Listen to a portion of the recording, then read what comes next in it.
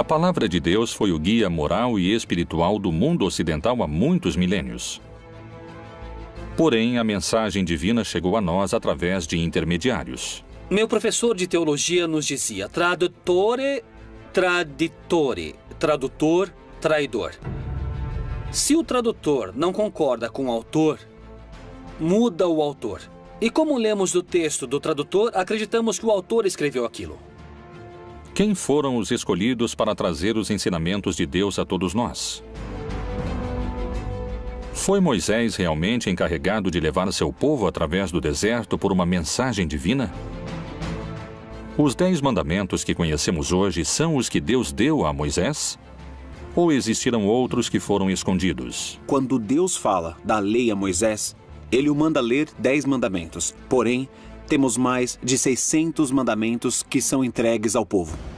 Quem são as pessoas que dizem ser os atuais mensageiros de Deus? Deus deve poder falar através de algumas pessoas hoje. De certa forma, eles são como os anjos, eles são mensageiros de Deus. Pode a igreja assassinar a quem entregou uma mensagem diferente daquela que sua instituição pretendia? Chegaram novos mensageiros de Deus à América Latina que a igreja não reconhece? Um santo pagão é um termo com o qual se quer apelidar a pessoas que já morreram e que o povo ou determinado grupo o considera santo. Segundo a Bíblia, a palavra de Deus chega até nós através de seus vários mensageiros. Mas desde profetas bíblicos até sacerdotes medievais e delinquentes convertidos em santos pelo povo, todos têm sua mensagem e discordam entre si. Alguém diz a verdade e alguém mente? Qual é a verdadeira mensagem que Deus quis transmitir? Mensageiros de Deus. Verdadeiros profetas ou farsantes profissionais? Cairo, Egito. É hoje uma populosa metrópole com mais de 8 milhões de habitantes. As margens do rio Nilo foram durante milênios o epicentro político da região. Para a tradição judaico-cristã, foi nessa região onde Deus começou a deixar seu rastro mais profundo na civilização. O povo judeu vivia sob o domínio cruel do faraó do Egito. Mas um dia nasceu o homem que daria início à insurreição. E o rei do Egito falou às parteiras das hebreias, das quais uma delas era Sifrá e a outra Puá, e disse: quando ajudardes a dar à luz as hebreias e as virdes sobre os assentos, se for filho, matai-o, mas se for filha, deixe-a viva. No lar de Moisés, a mãe ficou grávida, teve seu filho e o escondeu durante 3 meses, por temor que o ferissem ou que o faraó o matasse. O colocou em uma arca com betume e o deixou no rio Nilo, em um lugar de juncos, para que não houvesse perigo de que se afogasse. E o menino foi descoberto pela filha do faraó. Ela o pegou e viu que era um menino hebreu desde o primeiro momento. Ela viu que era um menino hebreu e naquele momento se encontrava ali a irmã de Moisés. Ela disse à filha do faraó que conseguiria uma ama de leite, e a ama de leite que ela conseguiu era a mãe de Moisés. Desde as origens, tem aqueles que duvidam dos relatos da vida e do nascimento do mensageiro mais notável da história bíblica. Assim são os mitos, porque hoje você coloca um bebê em um cesto de vime e afunda, né? Acredito que se usava boias naquela época, é isso. Só que, além disso, são tão acertados os mitos, não resgata qualquer mulher, o resgata exatamente a filha do faraó, né? E permite que a mãe judia, que é outra coincidência mítica, seja ama de leite. Por que deveria ser tão importante no decorrer de sua história o fato de ser criado pela corte do faraó? Alguém que vai libertar e que vai liderar uma rebelião contra o poder não pode ser educado nem criado com mente de escravo. Muitas vezes o líder não deve ter os medos nem as ataduras dos oprimidos. Deus escolheu um representante para que leve sua palavra em um dos momentos mais escuros para o povo judeu. Qual é a forma em que Moisés se transforma no maior mensageiro de Deus de todos os tempos? O episódio da vocação de Moisés é muito lindo porque ele está pastoreando uns animais e de repente encontra-se com uma sarça ardendo que não se consome. Então a curiosidade faz com que ele se aproxime e escute a voz de Deus que diz: tira as sandálias porque esse é um lugar sagrado. Então aproxima-se e é assim como recebe o chamado. Esse receber o chamado corresponde também à manifestação do nome de Deus, porque é ali onde Deus, por pedido do mesmo Moisés, lhe dá seu nome. E o que devo dizer? Quem me manda fazer tudo isso? Diz que quem manda é aquele que é. Eu sou o que sou, daí vem o nome Javé. Portanto, desci para livrá-lo das mãos dos egípcios e para fazê-lo subir daquela terra a uma terra boa e larga, a uma terra que mana leite e mel. Vem, agora, pois, e eu te enviarei ao Faraó para que tires o meu povo, os filhos de Israel, do Egito. O texto conta que quando Moisés se vê diante de uma missão tão terrível, ele se sente assustado, porque o que eu vou dizer ao faraó? Porque ele vai me escutar? Quem sou eu para falar com ele? E Deus lhe dá uma série de truques. O cajado que se transforma em cobra, ou que possa transformar água em sangue, como uma forma de impactar o poder dos magos egípcios. Porque desde a perspectiva do faraó, o que vemos aqui é a luta da minha magia contra a magia desse Deus Yahvé. Moisés se apresentou diante do faraó como porta-voz de Jeová.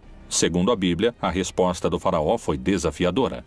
Mas Faraó disse: quem é o Senhor cuja voz eu ouvirei para deixar ir Israel? Não conheço o Senhor, nem tampouco deixarei ir Israel.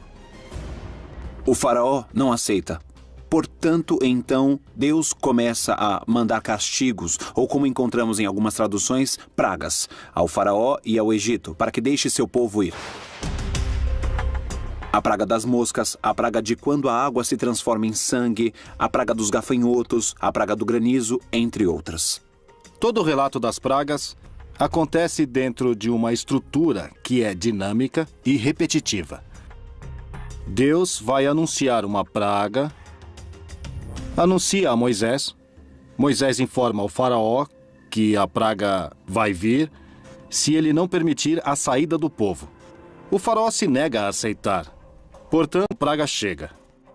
Quando a praga chega, o faraó solicita a Moisés que, por favor, pare a praga. Moisés volta a Deus, pede que a praga pare, Deus age e a praga para. E quando a praga para, o faraó volta a endurecer seu coração e então começa novamente o ciclo com uma nova praga.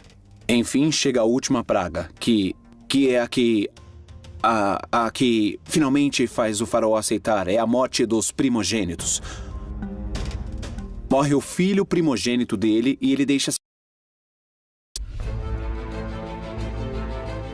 Depois das 10 pragas do Egito, Moisés conseguiu a liberdade do povo judeu.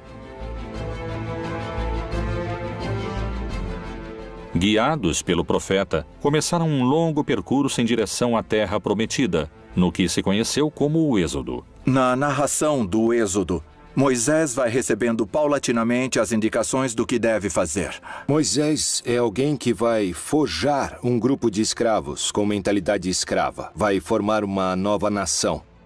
E por isso, dizia um comentarista rabínico, foi mais difícil tirar o Egito dos judeus do que tirar os judeus do Egito, porque a mentalidade escrava perdura. Por isso, segundo a narrativa, são 40 anos de travessia no deserto para gerar uma mudança de mentalidade.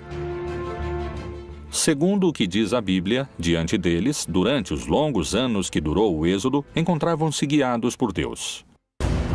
E o Senhor ia adiante deles de dia numa coluna de nuvem para os guiar pelo caminho, e de noite numa coluna de fogo para os iluminar, para que caminhassem de dia e de noite.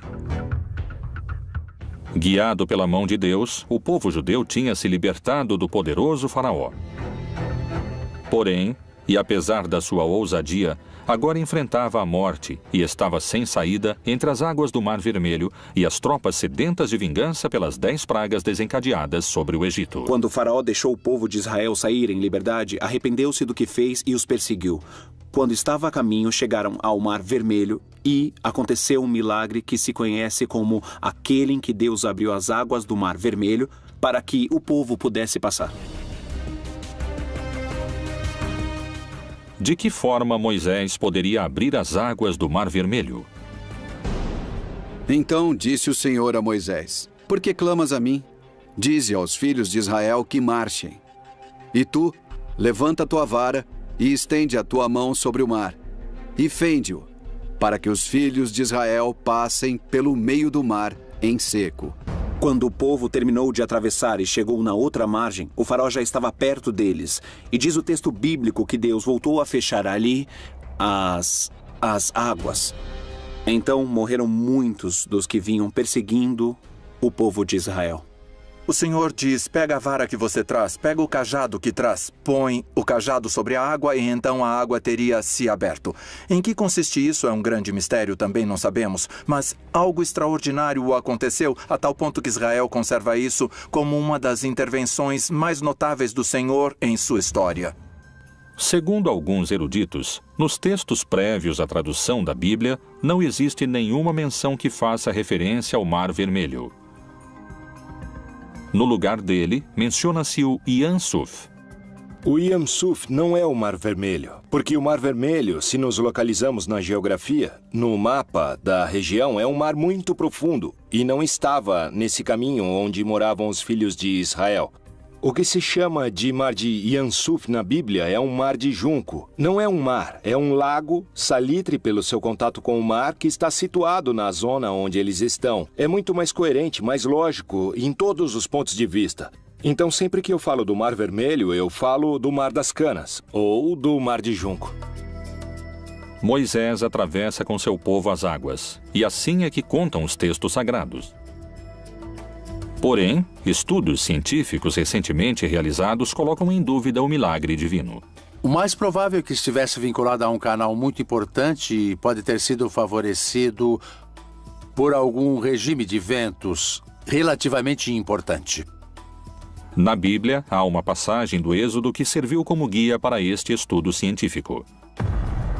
E então Moisés estendeu a sua mão sobre o mar, e o Senhor fez retirar o mar por um forte vento oriental toda aquela noite. E o mar tornou-se em seco, e as águas foram partidas. As pessoas puderam atravessar o Mar Vermelho, provavelmente numa zona muito próxima da costa, nunca pelo centro do Mar Vermelho, onde seria improvável que tivesse uma abertura, mesmo se tivesse muito vento.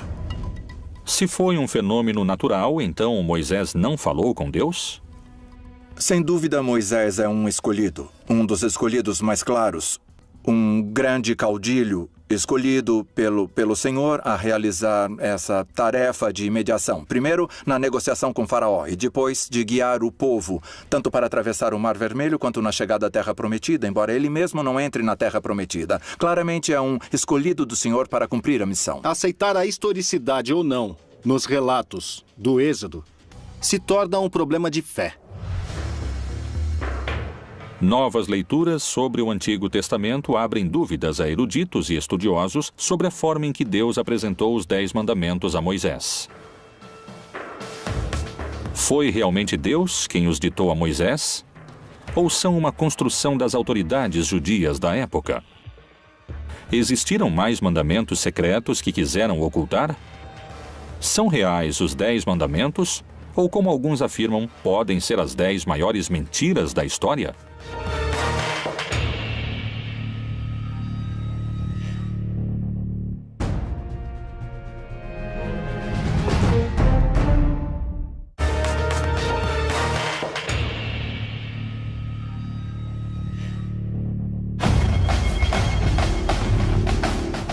Moisés, o principal mensageiro divino, seguia em frente através do deserto guiado por Deus, levando seu povo à sua libertação. As pragas e o longo êxodo pareciam estar chegando a seu fim. Egito, Península do Sinai. O Monte Sinai é um dos maiores picos do Egito. Com 2.285 metros acima do nível do mar, é um dos lugares mais próximos aos céus na região. E é aqui, nesse cume, onde Moisés selou a aliança de seu povo com Deus. O encontro do povo com Deus se dá no Monte Sinai. O povo embaixo do Monte Sinai e acima Deus falando, mas parece que sua voz é forte. Tão forte como os trovões. Então o povo diz a Moisés, a voz de Deus nos assusta. Por que você não sobe e ele te fala aquilo que quer nos dizer e você vem e nos conta? E é assim que Moisés faz. E ali recebe diretamente as 2 tábuas da lei. De uma parte, todas as indicações daquilo que tem a ver com a sua responsabilidade de aliança, ou seja, de reconhecer a Deus e render a Deus o culto próprio de Deus, a primeira tábua da lei. E depois toda a série de indicações no que diz respeito à justiça com os outros seres humanos, a segunda tábua da lei. Os 10 mandamentos que conhecemos hoje são os que Deus deu a Moisés? Ou houve mais e foram manipulados? Quando falamos dos mandamentos da Bíblia, não há somente 10. O Pentateuco está cheio de leis. Há muitas listas de mandamentos em Números, no Levítico e mesmo no Êxodo, não é? São chamados de mandamentos ou leis, simplesmente. São propostas ou ordens que vão ser entregues a um povo e aos líderes para que possam ter uma boa maneira de viver. Rabinos que criaram a tradição judaica organizaram um sistema no qual todo o texto da Torá se traduz em 613 preceitos. Em hebraico, os chamamos de mitzvot, os quais todo judeu está obrigado a cumprir. A relação entre Moisés e Deus se repetiu em outras religiões e em outros mitos, mas com distintos protagonistas. A semelhança dessas histórias é assombrosa. Pôde Moisés ter copiado a outros profetas do passado? Moisés também pode ser um arquétipo. 500 anos antes de Moisés, Hammurabi, rei da Babilônia, subiu a montanha sagrada e o Deus Sol lhe deu a lei gravada em pedra para reger a humanidade. Não esqueçamos que Maomé também subiu a montanha sagrada, se impulsa em uma pedra sagrada. E Deus, que em árabe se chama Allah, não é outro Deus. É simplesmente a tradução da palavra Deus, só que em árabe. Lhe dá o Corão. Então, Moisés tem que fazer o mesmo que os grandes líderes para que o povo creia que essa lei foi Deus que mandou. Foram os 10 mandamentos o resultado do encontro entre Moisés e Deus? Ou isto nunca aconteceu? Os 10 mandamentos já eram lei no Egito.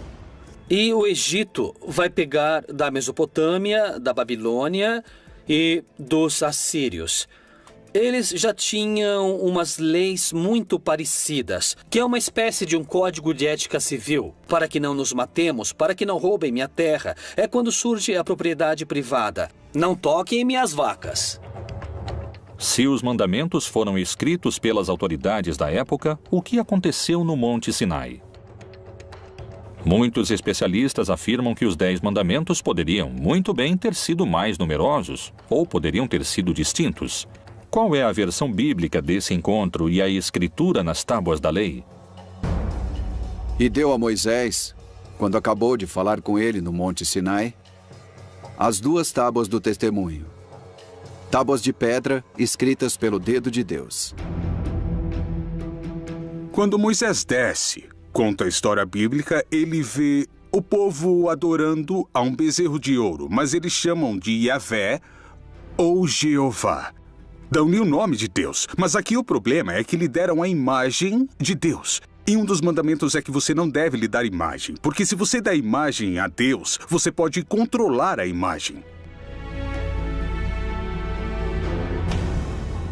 E aconteceu que, chegando Moisés ao arraial, e vendo o bezerro e as danças, acendeu-se-lhe o furor, e arremessou as tábuas das suas mãos, e quebrou-as ao pé do monte. Os 10 mandamentos estão escritos em 2 tábuas, e houve 2 edições dessas 2 tábuas. A diferença entre uma e outra é que, segundo a Torá, no primeiro caso, Deus escreveu com sua própria mão as tábuas, e no segundo caso, Deus ditava e Moisés escrevia, o que nos dá lugar a pensar que ali Existe uma brecha. Meu professor de teologia nos dizia tradutore, traditore, tradutor, traidor. Se o tradutor não concorda com o autor, muda o autor. E os que lemos ao tradutor, acreditamos que o autor falou isso. Os 10 mandamentos e a forma em que foram entregues a seu mensageiro continuam sendo um mistério, e para muitos, puderam ter sido manipulados. Disse mais o Senhor a Moisés: escreve estas palavras, porque conforme ao teor destas palavras, tenho feito aliança contigo e com Israel. Pôde ter Moisés manipulado os textos ou foi uma mensagem de Deus? Todas as tradições religiosas pressupõem que os profetas e aqueles que transmitiram essas mensagens e esses textos agiam com credibilidade e com paixão em busca da verdade. Então, com essa suposição, você diria, bom, seria muito estranho se alguém se atrever a adicionar ou tirar algo da mensagem divina. Foram os textos canônicos que envolveram a Moisés os únicos que relatam o que Deus quis transmitir sobre os mandamentos que hoje conhecemos? Ou houve outros que oferecem uma versão distinta? No começo do século II e até o século V, se escreveram distintos evangelhos. Ou seja, já não pertencem à época dos apóstolos, nem dos discípulos dos apóstolos. Existem livros apócrifos tanto no Novo Testamento como no Antigo Testamento. Dentro dos apócrifos do Antigo Testamento, encontramos uma comunidade chamada Essênios, que era uma seita judaica que vão produzir uma série de textos. E um desses textos nos fala sobre uma das tábuas e das 2 tábuas, dos 2 momentos em que fazem as tábuas. E vai se propor que a razão pela qual mudam as tábuas é para endurecer todas as regras ali previstas, todas as normas previstas. A novidade dos grupos dos essênios é que haveria mandamentos novos. Por exemplo, o de se purificar em água 2 ou 3 vezes ao dia, o de se vestir de branco, o de preferir uma comida um pouco mais vegetariana e frugal que o resto dos judeus, e a preferência por se abster das relações sexuais. Quais foram os verdadeiros mandamentos que Deus quis deixar de legado à humanidade? Foram os 10 mandamentos o resultado do encontro de Moisés com Deus? Os mais crentes acreditam que sim. Os teólogos mais céticos sustentam que são o resultado de anos de legislação judaica. Existem pessoas que em tempos modernos juram falar com Deus como fazia Moisés. Estão entre nós os novos mensageiros de Deus?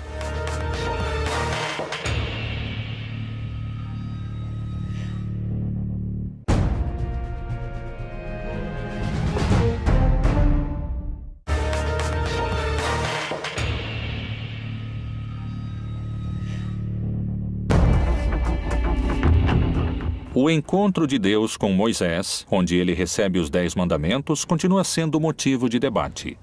Durante muitos anos, a Igreja tem tido distintos profetas que levaram a palavra bíblica.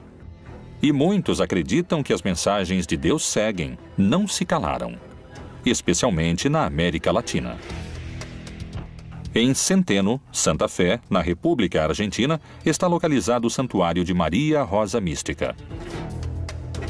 Um lugar onde uma mulher, Maria José Reynoso, diz se encontrar com a Virgem Maria. Em 1999, apareceu para mim a mãe. É assim que eu chamo a Virgem. Eu a chamo de mãe. Eu estava rezando. Ela apareceu no corredor e me assustou, mas era algo tão divino, algo tão grande. Eu pensei que seria só daquela vez e nunca mais. Porém, não foi assim. Parece que eu devia me preparar. E foi assim, porque em 6 de abril de 2010, eu estava rezando. E ao pé da cama, ela apareceu para mim, com seus braços estendidos. E eu digo que ela jogava purpurina e o padre Benjamin me disse que não, que são bênçãos que ela derramava. Quais foram as mensagens que Maria José assegura ter recebido diretamente da Virgem? Ela me pede que vá buscar uma imagem na paróquia. Eu comento isso com o padre Benjamin Ele vai à busca e me diz: é essa? Sim, eu digo. Ela pede que eu reze todos os dias o Santo Rosário e que fale sobre ela. Cada final de semana, aproximadamente 4.000 pessoas se reúnem e peregrinam para receber o que dizem que é a mensagem da Virgem através de Maria José. Maria José chega a muitos fiéis e por distintas vias. Há muita gente que a conhece e não foi na missão. Estando no meio dos peregrinos, Maria José parece demonstrar um poder sobrenatural quando toca na cabeça das pessoas. Tem a capacidade de desfalecer a quem participa da procissão. O que é que experimentam seus seguidores que asseguram não serem os mesmos depois da imposição das mãos? Senti uma paz, um descanso. Sai toda essa angústia que você tem dentro. Alguma coisa muito especial e sempre vou continuar seguindo ela, porque é uma experiência muito bonita que enche de paz e nada mais, meu amigo. O ano passado, a minha irmã ficou doente e me pediu um favor que a acompanhasse para ver a Maria José. Eu disse que não queria, porque não acreditava em Deus, porque não acreditava na Virgem, não acreditava em ninguém. Fiquei na fila para minha irmã. E a primeira que caiu fui eu. São realmente milagres? Ou estamos diante de uma sugestão coletiva? Acredito que todos os grupos religiosos e místicos que desenvolveram distintas práticas espirituais ao longo da história incorreram em práticas deliberadamente que favorecem a formação dos estados de consciência pouco habituais ou também pouco raros. Porque surgirão falsos cristos e falsos profetas. Farão tão grandes sinais e prodígios que, se possível fora, enganariam até os escolhidos. Como e por que assegura Maria José ter esses poderes curadores? A mãe me diz em uma mensagem: aquilo que tocar sua mão tocará a minha. Ela, ao longo dos 5 anos, foi me ensinando, foi me moldando. No começo rezávamos o Santo Rosário somente. Até que um dia ela me disse o que ia acontecer. Que eu ia tocar as pessoas através dela e que iam cair em descanso. Esse descanso se chama Descanso do Espírito, onde a mãe vai cuidando de cada um deles, segundo as necessidades. Segundo o que contam no hermético círculo que rodeia a Maria José Reynoso, as mensagens da Virgem continuaram chegando. A mãe aparece segundo as necessidades. Eu posso estar sozinha, posso estar em uma reunião... Posso estar, inclusive, nos lugares mais insólitos. Quando ela precisa, ela aparece. Às vezes ela não aparece, eu não posso vê-la. Mas sim, eu a escuto. É assim que é a nossa mãezinha do céu. As mensagens que transmite Maria José são a palavra de Deus através da Virgem? Ou são a voz de alguém que se alucina para fazer contato divino? O que acontece com os outros mensageiros latino-americanos? Colômbia, Bogotá. Maria Francia, uma humilde mulher do departamento de Caldas, assegura ser a escolhida para transmitir as mensagens e a missão que Deus lhe encomenda. A primeira mensagem do céu que recebi foi através da minha irmã que faleceu há 33 anos. Foi ela quem me disse que em breve o céu me daria uma missão e me daria liberdade para decidir se aceitava ou não.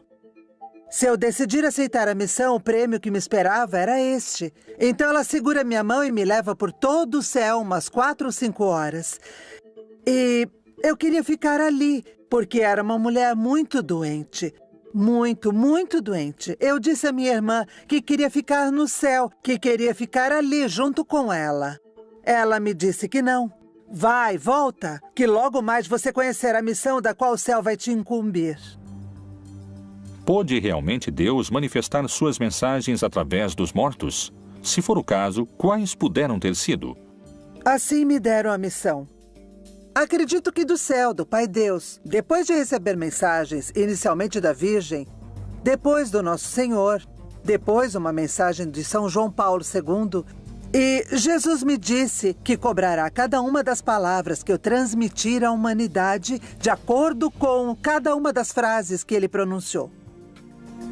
Há testemunhas que asseguram ter recebido as bênçãos e os milagres que Maria Francia realiza como mensageira de Deus. já que em dezembro começou a sair uma afta na minha boca.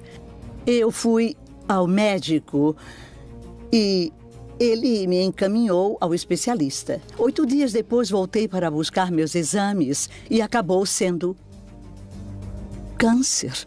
E então chovia e eu fiquei ali parada na grade e passaram pela minha cabeça tantas coisas.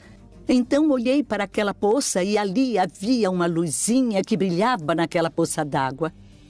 Me ajoelhei e eu a peguei. Imaginem que naquela poça d'água eu vi a Virgenzinha. Era a Virgem de La Milagrosa, a Virgem que adoram aqui. A Maria Fernanda e o William são intermediários de Deus. E eu acredito firmemente que, através deles, Deus e a Virgem se comunicam com nós, nos dão suas mensagens e nos deixam conhecer muito do caminho e da vida deles. E assim eu continuei vindo. Então aconteceu que, 3 meses depois dela ter colocado as mãos em mim, me disseram que eu estava curada. Eu já não tinha mais nada. Graças a Deus e à Santíssima Virgem, me curei. A Bíblia parece contemplar a possibilidade dos mensageiros. E o Senhor, Deus de seus pais, falou-lhes constantemente por intermédio dos mensageiros, porque se compadeceu do seu povo e da sua habitação. De que maneira podemos saber se são realmente mensageiros de Deus? Como se manifesta a Igreja Católica nesses casos? A Igreja avalia essas mensagens, avalia a pessoa para ver se ela está lúcida e, se for esse o caso, nós também avaliamos a mensagem. É uma mensagem consistente com os evangelhos?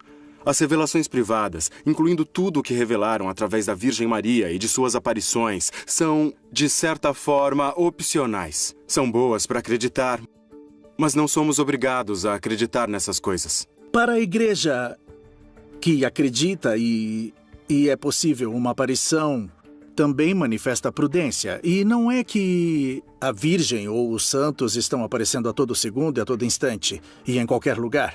E não dar tanto crédito a essas supostas aparições. Amados, não creiais a todo o espírito, mas provai se os espíritos são de Deus, porque já muitos falsos profetas se têm levantado no mundo. Não existe a possibilidade de que Deus precise de um mensageiro para ficar revelando realidades cotidianas e repetitivas. Acima de tudo, se Deus pretende uma mensagem específica a uma comunidade, não necessariamente vai querer uma pessoa exclusiva utilizada para esse tipo de manifestações. Lamentavelmente, eu não sou apoiada pela igreja. E no começo eu sofri muito, mas, bom, eu fui assumindo. Eu quero ser defendida por meus pais celestiais. É o que mais me importa nesse momento.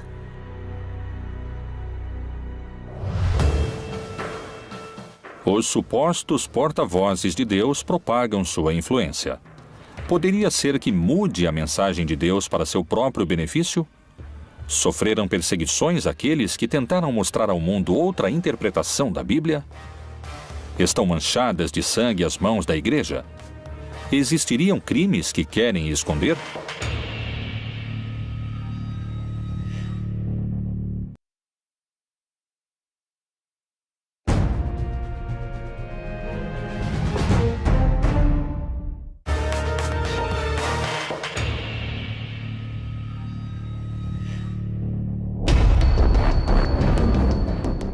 Os mensageiros de Deus não só se encontram nas passagens bíblicas, mas também, como alguns asseguram, se encontram hoje trabalhando entre nós, além das páginas do livro sagrado.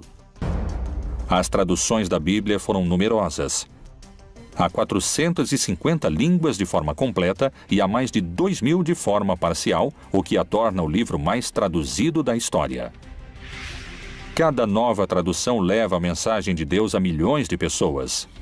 Mas tentar divulgar a palavra divina poderia ser muito perigoso.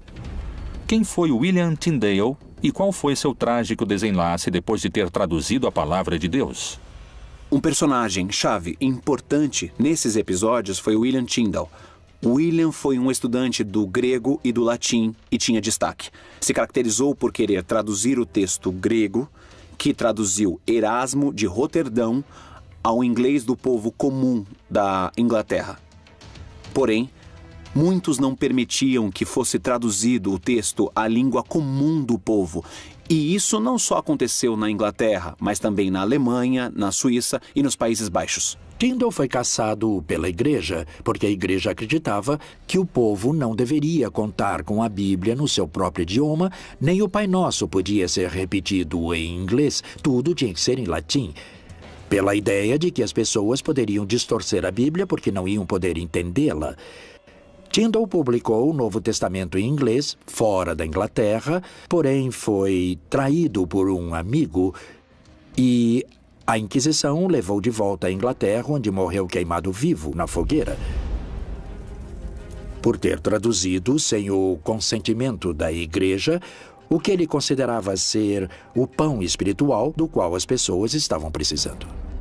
E viu alguns tronos, e foi entregue o poder de julgar aos que neles se assentaram. E vi as almas dos que foram degolados por causa do testemunho de Jesus e da palavra de Deus. A partir das traduções de Tyndale, a mensagem de Deus podia chegar a quem nunca tinha chegado antes. E isso, aos olhos de muitos, podia ser perigoso. A Igreja Católica continuou condenando a tradução da Bíblia, sobretudo porque o povo católico é muito ignorante da Bíblia, portanto, incapaz de questionar os textos bíblicos, que na prática estavam todos proibidos. Segundo eruditos e teólogos, a tradução de Tyndale era perigosa porque, ao aproximar a mensagem de Deus ao povo, o sacerdote não seria mais o intermediário entre os devotos e Jeová. Os príncipes, os governantes tinham muito medo que o povo, ao ter acesso às escrituras, o Papa e os líderes religiosos, a igreja institucional pudesse perder o poder.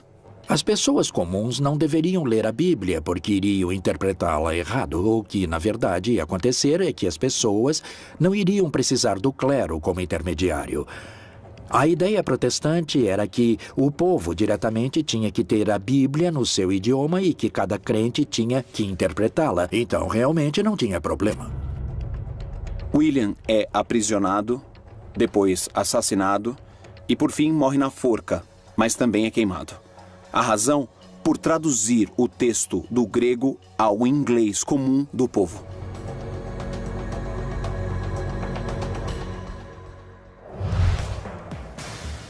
Segundo peritos, são tantos os intérpretes e as mensagens que a mensagem de Deus começa a ficar confusa. Poderia ser esse um dos motivos pelos quais muitas pessoas se inclinam a acreditar nos santos populares? Qual a diferença entre os santos e os aceitos pela igreja?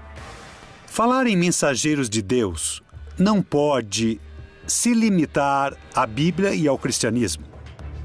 Criminosos, ladrões e assassinos que hoje muitos consideram como os verdadeiros mensageiros de Deus.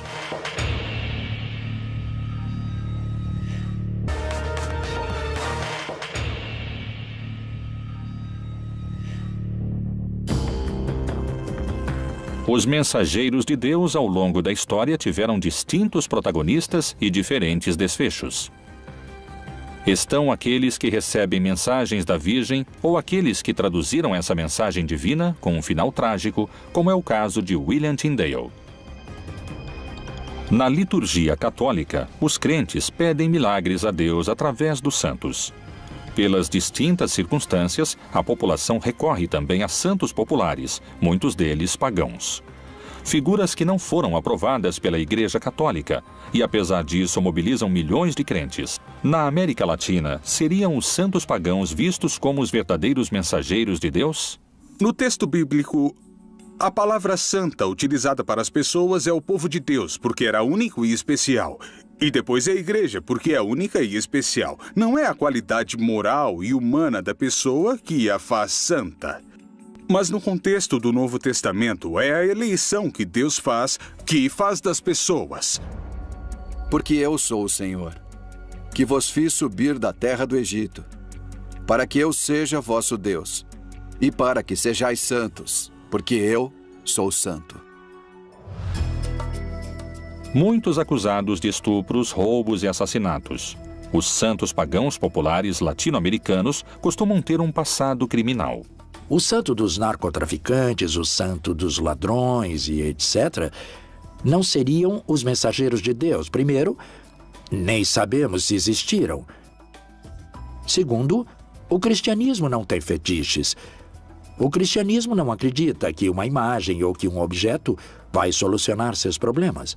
O interesse de Cristo está na transformação do coração das pessoas. Poderíamos pensar que os santos populares estão associados ao que seria a precarização, a necessidade, a ausência de canais institucionais para solucionar muitos problemas que eles poderiam ser atendidos sem necessidade de recorrer a forças mágicas ou sobrenaturais ou religiosas. Quem são os personagens transformados em santos populares para quem pedem milagres? México, Tijuana. Nessa região se sobressai a figura de Juan Soldado, santo patrono dos indocumentados mexicanos. A figura de Juan Soldado só tem sentido como todos os santos populares a partir da sua inscrição numa história social particular. E nesse caso, a história social é o fim da chamada Lei Seca, a Lei Volstead, do fim da proibição da bebida alcoólica. Isso gera um movimento, as pessoas se confrontam, tem mortos, se fecha a fronteira internacional, se declara o Dia Sangrento de Tijuana. Nesse movimento exato se dá o assassinato da menina Olga Camacho. As pessoas vão tentar linchar o suposto responsável, Juan Castillo Morales, que foi acusado e, em uma situação sumamente irregular, se faz justiça. E assim, diante dos olhos de todos, ele é abatido e morre. Imediatamente depois, começam a aparecer testemunhos onde, supostamente, Juan Castillo Morales aparece com sua alma clamando sua própria inocência. Então, as mesmas pessoas que queriam linchá-lo começam o processo de santificação. Mas quais seriam os motivos pelos quais se transformam em santos esses personagens que parecem estar tão afastados da palavra do Senhor? Na Bíblia não há nenhuma figura santa, não há nenhuma figura perfeita. Além disso, o livro de Eclesiastes, Planteia, diz uma frase que não há pessoa justa que não peque. E nós vemos os defeitos de Abrão, de Moisés, de cada uma das figuras mais sagradas. São seres humanos que, na sua procura por se encontrar com Deus, por cumprir sua missão com seu destino, tropeçam, caem e encontram o seu lugar no mundo. Outro dos santos pagãos mais populares é conhecido como Santa Muerte. A origem dessa crença data da época pré-hispânica e está relacionada com os deuses astecas e maias. Por que aquelas pessoas que vivem vidas marcadas pela violência veneram a esse santo pagão?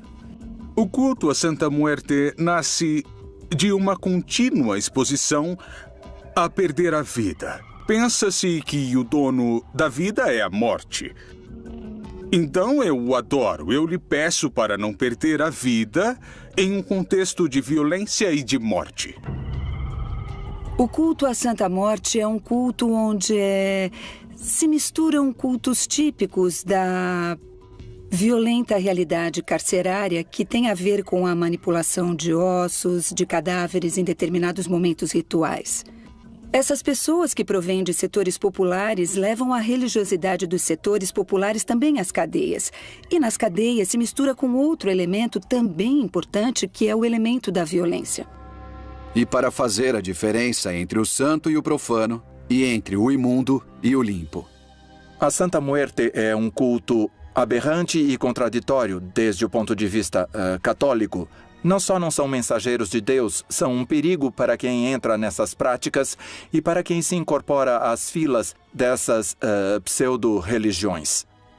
Por que esses santos são venerados cada dia por mais pessoas se seu passado se relaciona com a violência e a morte?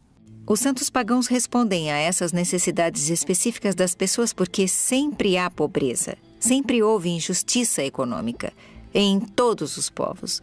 Então, esses personagens e esses outros líderes alternativos vão dizer: venham, há um lugar para vocês se nas suas igrejas, nos seus governos e nas suas sociedades e nas suas famílias não aceitam vocês, nós sim aceitamos. E é claro que as pessoas vão responder a isso. Ocupariam os santos pagãos lugares de contenção que outras instituições não souberam atender? Seria essa uma forma plebeia e rebelde de se comunicar com Deus, na qual o povo estabelece seus próprios mensageiros?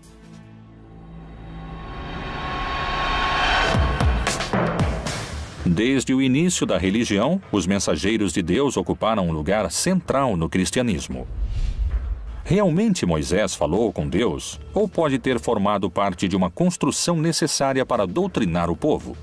Existiriam na atualidade pessoas que são portadoras da mensagem de Deus? A Igreja Católica procura difundir a palavra de Deus, ou alguns na instituição adaptam o sentido da Bíblia à sua conveniência? Os Mensageiros de Deus, outro dos mistérios da Bíblia Proibida.